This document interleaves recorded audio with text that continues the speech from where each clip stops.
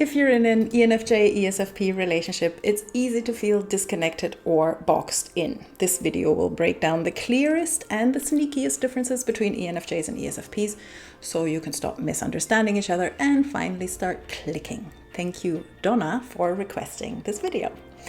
To help us understand why ENFJ and ESFP can look and feel so similar and yet so different, we are going to look through 3 specific lenses. Number 1, how do they like to interact with others and how are their energies different? Plus a juicy communication insight. What are their deep-seated psychological needs and essential motivations for their behavior? Plus a surprising focus they have in common. And how do their brains process and make meaning of life? Plus a coaching suggestion nobody asked for. Let's get to it. In case you're new here, hi, I'm Doris. I'm a certified relationship type and intimacy coach with a master's in psychology, and I help smart romantics build meaningful relationships. So number 1, how are ENFJs and ESFPs different when it comes to their interaction style?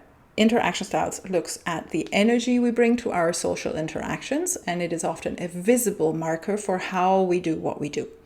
This model is one of Dr. Linda Berens' ones that make up her integral type approach, in which I was certified back in 2012 when it was still called CORE.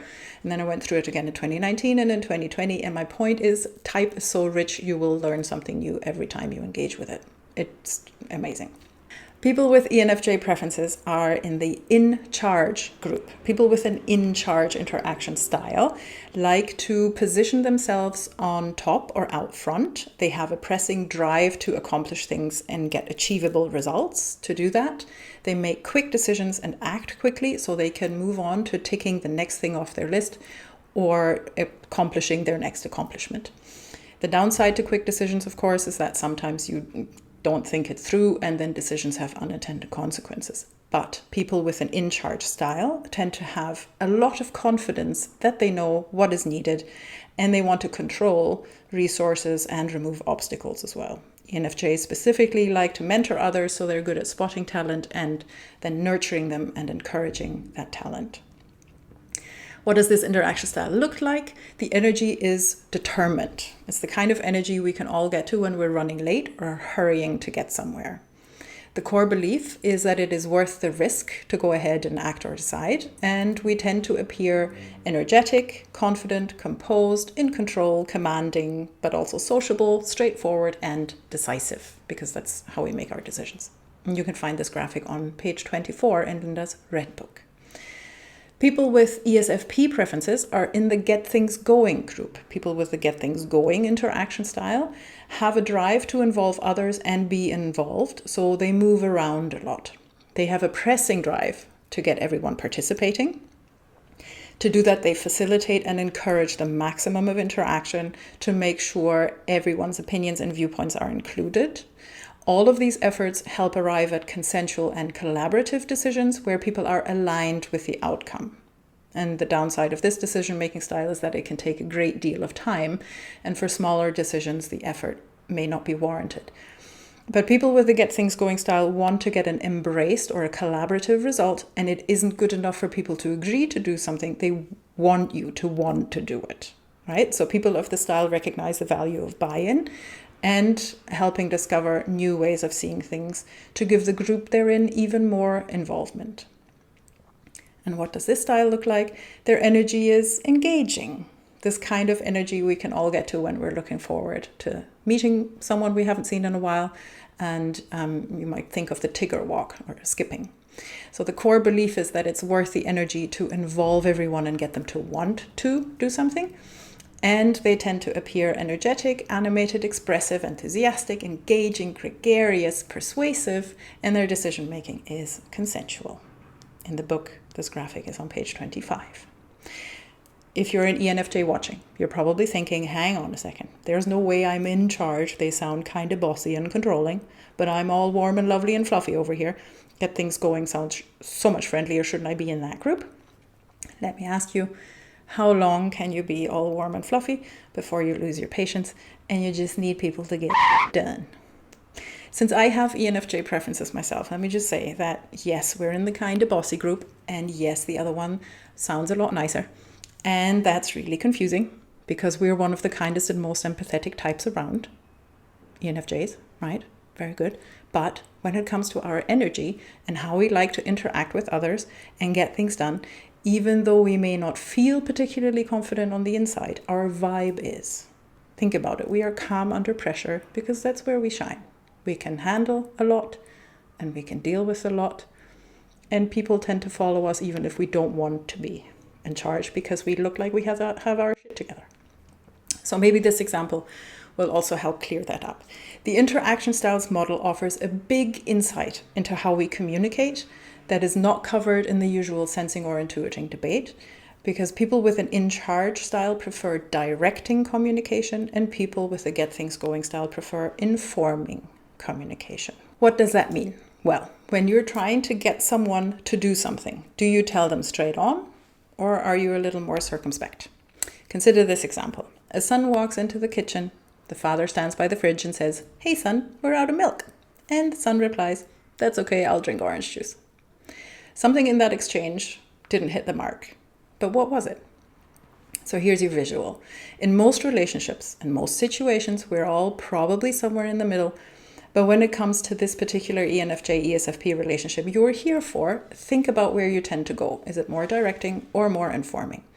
In this example, the dad is informing the son, hoping he'll get the hint to go out and buy milk. But the son has a directing communication style, so he's not likely to pick up on that subtle information because that's not how he would ask. Remember, we tend to assume people are like us because our way is obviously the best, because otherwise we wouldn't be doing it, right? So the son would come right out and say, "Hey dad, next time you go shopping, please get some milk, we're out." Or the other way around, if the dad had said, "Hey son, we're out of milk, please hop on your bike and go to the shops and get some," maybe the son would have been like, "Cool, we'll do." Or, maybe he'd be a teenager about it, but that's another story. As an ENFJ myself, I tend to think that I'm all sweetness and light when I talk with others, but the truth is I can be very direct. And that's not just because I was raised in Germany by an ESTJ mother, it's also because I don't like to backtrack or repeat myself. Most blog posts I write or video scripts I write are actually first drafts with minimal editing done. Next. And when it comes to convincing others or moving towards a goal, I do center people, values, and feelings, but I also focus on time quite a lot. So even when my word choice is diplomatic, the energy behind those words is pretty clear because that is what supports my interaction style's drive to accomplish things, to get things done, to tick things off my list. Unfortunately, when it comes to romantic adult relationships, this can backfire because my partner is not some project I need to micromanage. So for people with ESFP preferences or the get things going style, a more informing approach to communication best serves their innate drive to involve everyone and get them on board to want to do something. And instead of telling others what would be best to do in the long run first, the ESFP would rather be laying out the pros and cons and give others a chance to make up their own minds and buying in. And that takes a lot longer than the ENFJ's direct approach. And if your partner sees where you're going, it can feel highly manipulative. Like, why didn't you just come out and say so? But for complicated or complex issues involving multiple people, this is usually a very effective style. So to recap, part 1, ENFJs have an in-charge, determined energy that likes to get things done, and they don't shy away from telling people what they want straight away. ESFPs have a get things going, engaging energy that likes to involve and be involved, and they prefer to be less direct and for others to be less direct with them. And the next lens actually holds a clue to why that might be. Moving on to lens or model number 2, Essential Motivators, also by Linda. By the way, quick promo. If you'd like to learn all the details of these 2 complete lenses and figure out your best fit type by going on a self-discovery journey in the process, there is a self-paced video for you on my website. Please go check it out at dorisfullgrabbit.com/yourcoretype. Essential Motivators is a continuation of David Kiersey's temperament theory, but Linda calls the NF types catalysts and the SP types are improvisers. Let's start with the improvisers, and you can find these in Linda's green book. The essential motivator patterns are presented in the form of these targets or tree rings, if you will. Behaviors are visible elements for each pattern. Talents are the gifts we're given to scratch the itch that our core needs create. Values are closely entwined with our needs, and they inform how we view the world. They're not always easy to communicate if we don't have the language, and they might be different from cultural or societal values we grew up in. And then the needs are often unknown to us, but these are what each pattern needs to feel psychologically alive. So Jung would say, if you ignore or can't meet your psyche's needs, you will likely develop a neurosis. People who have an improviser pattern are really turned into changes in situations or people's expressions and opportunities for action. So improvisers find it painful not to be free to respond to the moment because they trust their impulses, and they feel incredibly stressed when they feel constricted or when they are restricted from acting or reacting in the moment. They're also so perceptive that they notice very many things. Many of us want to have an impact, and many of us need to feel free. But for improvisers, the need to see the result from their action or elicit an immediate response from others is stronger and more tangible.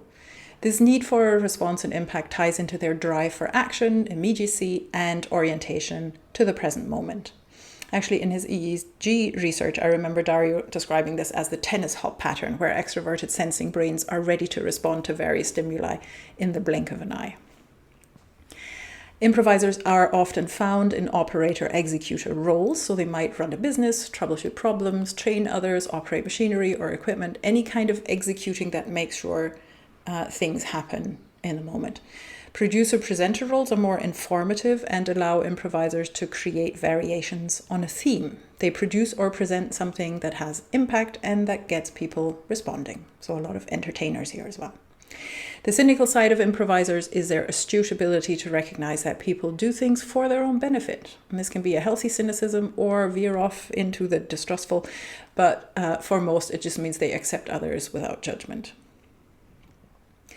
People with the catalyst pattern are forever in search of the answer to the question, who am I? They want to be unique, and they want to be loved for who they are, not for what they produce. In a relationship, we like to know why we are important to our partners. Many of us want to feel appreciated, and many of us want to fulfill a purpose, but for catalysts, the need to live a deeply meaningful life aligned with personal and or societal values is stronger and more tangible. Catalysts also think about humanity on a larger scale, and they need a sense of being a part of something greater than themselves. They would love their lives to be significant, and they look for meaning in everything. They're very much the idealists of this world, so they're always considering what could be and have a kind of future orientation that way. They thrive on empathic relationships and are the kind of people who will praise, champion, cheerlead, and support others. Catalysts are often found in these mentor or foreseer roles, so they might be teaching, coaching, inspiring, or helping others live their best lives in different ways. And the harmonizer advocate roles speak to the catalyst's love for peace and equality and support them to explore their natural gifts for empathy, diplomacy, and creating connections. People with catalyst patterns are usually optimistic. They believe in the best in everyone, and well, sometimes that can make us quite gullible, so we get taken advantage of. Donna's comment mentioned the example of going to a party together and hoping for a little more of her ESFP partner's undivided attention. So I think this model shows quite nicely how the catalyst blooms and her heart and mind opens when connection feels deep and meaningful, and the improviser heart and mind bloom and open when connection feels exciting and spontaneous. So I wouldn't be surprised if the ESFP here is actually trying to connect by pointing out all the exciting things or people they're noticing in an effort to involve their partner and bring them into their vibrant, buzzing world. It's not about ignoring them or avoiding anything deep. Rather, it's having the freedom to enjoy connecting through sharing all the experiences of this present moment and this one and the next one, right? Now, catalysts also tend to focus on what we all have in common. So since we looked at how communication between in-charge ENFJ and get things going ESFP can be quite different, I'm going to add that both catalysts and improvisers have a motive focus. In other words, they pay attention to why people do the things we do. A motive focus helps us get a sense of what's really going on, and there's a real curiosity behind understanding what's in it for the other person. And when trying to understand others, this motive focus helps improvisers and catalysts to improve how they relate to one another. So you didn't ask for coaching, but maybe this is helpful for someone else watching as well. If you, the ENFJ, want to encourage your ESFP partner to pay a little more or deeper attention to you when you're out and about, even though you might be asking for it quite directly, using our kind of abstract symbolic N language, I want us to be closer, is probably not going to land or get much traction. Instead, you could try saying something like this. I love how much you enjoy the buzz of everything around us. But when we're out, I sometimes need a little more of your attention to help me feel special. I feel most connected when we carve out a few little moments, just the two of us. Can we try making more eye contact or having a couple of extra check-ins? That would really help me feel more grounded and like we're in the fun together. You're validating and celebrating their amazing improviser buzz. You're keeping it sensory specific, with moments of eye contact, and you're explaining why it's important to you. Obviously, feel free to adapt. If your preferred sensory focus is touch, then instead of eye contact, make it a hug or a make-out session, right? Feel free to customize to your needs, which I know we like to do. So to recap part 2, ENFJs are deeply motivated by meaning, purpose, unique identity, and belonging. They are catalysts with a future focus. ESFPs are deeply motivated by the freedom to act now and the ability to have an impact. They are improvisers with a present focus. Both are interested in people's motivations.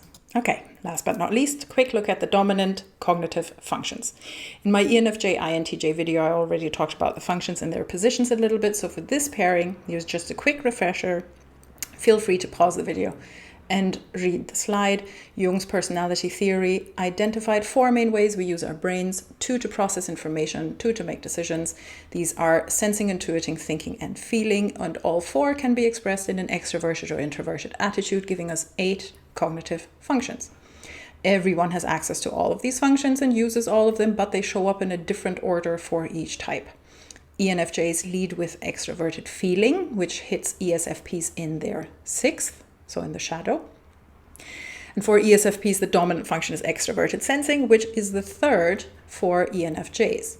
So each of these positions has different archetypal energies attached to it. And to explain how that changes how the functions show up, I'm just going to read you a couple of excerpts from Linda's blue book about cognitive dynamics.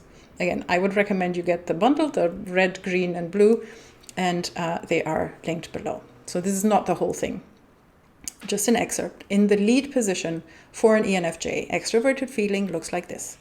They approach life by continually tuning into the needs, wants, and desires of others and keying in on ways to help people grow and develop. Generally comfortable themselves in a wide range of interpersonal situations, they seem to know just what to say to people to make them feel worthy and okay about difficult situations. They take pride in creating a space where others can do their best and develop to their full potential. Since FE is often the process that is most trusted, they may engage in it too much and then use it in a dominating way. They can become overbearing in their assumptions about what others need or how they are feeling. And often feeling responsible to take care of other people's feelings, they may lose themselves in the process of empathizing with what someone says and how much it means to them. From personal experience, especially once you hit your later 40s, that'll probably ease up and boundaries become your friend. But it's a great overview how our minds work. The thing we can't not do is connecting with and considering others in the larger group. For an ESFP, FE is in the 6th, so in the shadow and below the conscious access waterline. This position is also known as the bad parent. So whatever harmonizing we ENFJs are doing naturally, it can seem like criticism to an ESFP or like we're being judgmental. So when it comes to connecting and considering others and the group for an ESFP, Linda writes, they can become quite critical and disgruntled about the expectations and norms of the group to the point of completely disengaging and even rebelling. Yet at times, they can magically connect with the group and move it to a new place, which is kind of what their interaction styles are going to help with and getting at, right? But generally speaking, where we ENFJs like sticking to societal norms because we feel like that's how to make sure people are safe and treated fairly, it can land as trying to impose rules on the ESFP. And remember, improvisers have a deep psychological need for freedom, and rules don't feel good. So unless they make sense, they might be ignored. And it'll become even clearer when we look at the ESFP's lead function next. So their extroverted sensing, or SE, looks like this. They experience life to its fullest, being incredibly present in the moment. They are tuned into minimal nonverbal cues of what is going on with people. Their minds are continuously noticing and scanning for reactions and relevant data. Getting in sync physically with people and the things around them usually comes naturally to them. They enjoy the thrill of action and physical experiences in the present moment. Since SE is often their most trusted process, they may engage in it too much. They may overindulge the senses, insist on getting a lot of data, or proceed only with what they have at the moment. As a result, they may repeat the same experiences over and over, eventually finding themselves limited and bored. So the thing ESFP brains can't not do is experiencing and acting in the immediate context. For an ENFJ, SE is in the third position. That means we have quite good conscious access to it, but it's also where we're a bit uncertain and looking for validation. BB calls it our eternal child. So doing SE stuff is usually fun and relaxing, but we can't do it well for long. So compared to someone who's super good at doing it naturally, we can feel not enough or not good enough by comparison. And we like to be the best at things because then people will like us and we will have meaning and we will be special. So comparisons are always an issue. So how does extroverted sensing get expressed in ENFJs? Here's how Linda puts it. Often they enjoy the tangible pleasures in life and may have a keen appreciation of how things look, feel, smell, and taste. Orienting quickly to others, they easily get in sync physically with people and things around them. And when they're younger, they tend to not care much about the physical world except to please others and maybe engage in group activities. Also, engaging in extroverted sensing can be unsettling and disruptive at times. They can become distracted by irrelevant happenings around them and then bring them up in conversation.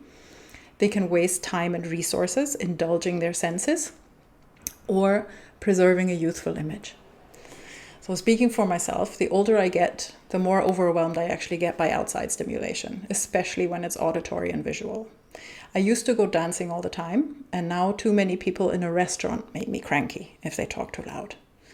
Again, you didn't ask for my personal opinion, but I can imagine how in a relationship with an ESFP, I might be judging my own capacity when going out with a partner who is not only in the moment all the time, but also has great vibes about it. Because then I'd be worrying about not being able to keep up with them, which might spiral into, oh, but what if they don't like me anymore? And if I don't want to go out anymore, then the whole relationship connection might be threatened. And yes, this might be my FE empathizing or overusing it. Let me know. To recap part 3, ENFJs lead with the same process ESFPs may experience as criticism, and ESFPs lead with the same process ENFJs may experience as exhausting. Okay, I think we've surfaced a lot of evidence that nobody's trying to annoy anyone on purpose. It's just our brains are wired differently. And I hope you now have rich room for conversation and making explicit agreements how to handle situations like being out and about together in a way that works for both partners. Which pairing should I look at next? Leave a comment below. And hey, if you like this video, you're probably going to enjoy this next one as well. I'll see you there.